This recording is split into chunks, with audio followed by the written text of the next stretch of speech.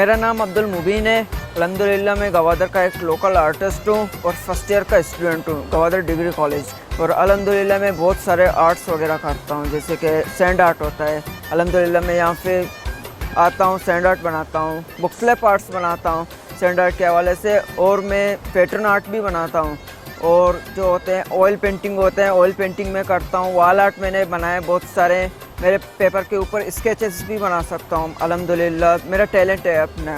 Theme select किया था beat plastic fusion, मतलब समंदर में कचरा नहीं फेंकना चाहिए।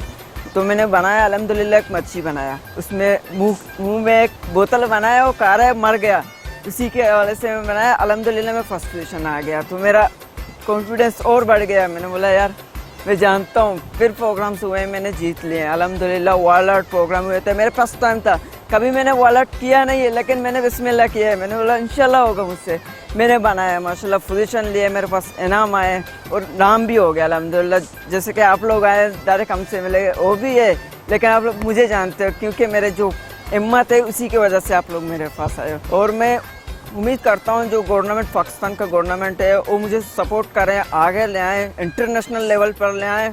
मैं इंशाल्लाह बना के दे सकता हूँ, अपने पाकिस्तान का नाम रोशन कर सकता हूँ अगर मुझे सपोर्ट करें तो।